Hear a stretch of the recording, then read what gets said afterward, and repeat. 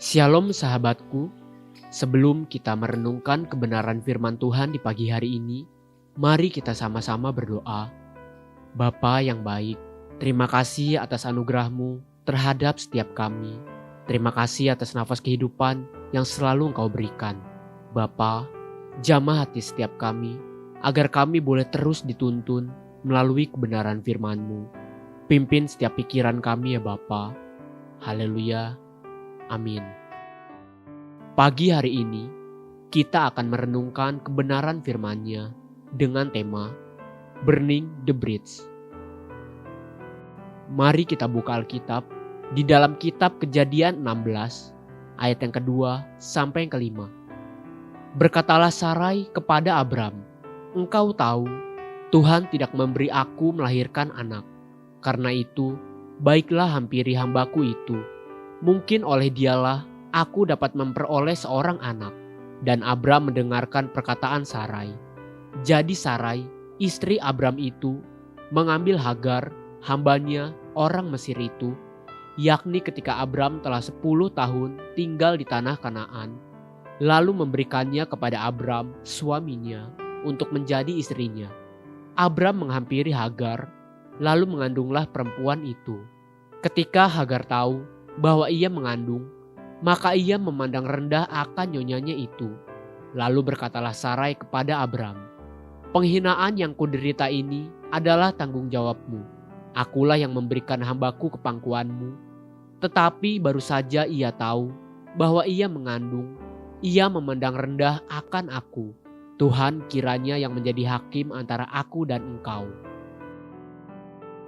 Keluarga Abraham adalah keluarga yang tidak lazim terjadi, namun setidaknya ada beberapa perkara sederhana yang daripadanya kita dapat belajar nilai-nilai kehidupan yang sangat penting. Ada satu peribahasa dalam bahasa asing yang berkata, "Don't burn the bridge." Jangan pernah membakar jembatan-jembatan. Tentu kita tahu bahwa hal ini tidak berarti secara hurufiah, namun berbicara tentang nasihat untuk tidak menghancurkan hubungan baik yang telah memberikan kita kesempatan. Atau dengan kata lain, belajarlah untuk menghargai kebaikan orang lain. Ada lagi peribahasa asing yang berkata, "A faithful dog will not bite the hand that feed him." Anjing yang setia tidak akan menggigit tangan yang memberinya makan.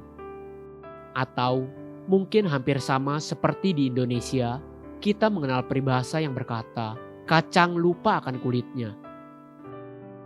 Hagar adalah seorang budak dari tanah Mesir. Hagar adalah budak bagi Sarah, istri Abraham. Sarahlah yang membukakan jalan sehingga Hagar diterima sebagai istri bagi Abraham, tidak lagi sebagai budak. Martabat dan statusnya menjadi berbeda, dan itu semua karena inisiatif dari Sarah. Namun begitu Hagar tahu bahwa dia telah mengandung seorang anak bagi Abraham, Kejadian 16 ayat 4 mencatat demikian. Abram menghampiri Hagar, lalu mengandunglah perempuan itu. Ketika Hagar tahu bahwa ia mengandung, maka ia memandang rendah akan nyonyanya itu.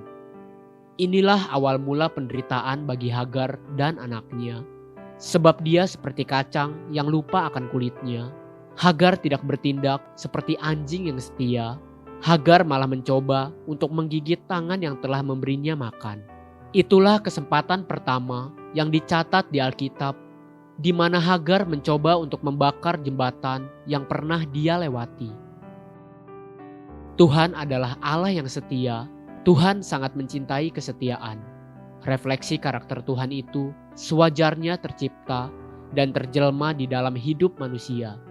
Jika sungguh hal itu tercipta di hidup manusia, maka hal itu akan terefleksi dalam hal hubungan kesetiaan antara manusia dengan manusia.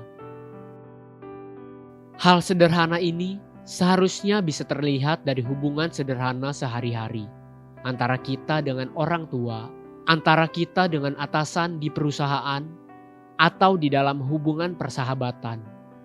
Jika semua hubungan hanya didasarkan atas dasar untung rugi, maka hubungan seperti itu tidak akan pernah abadi.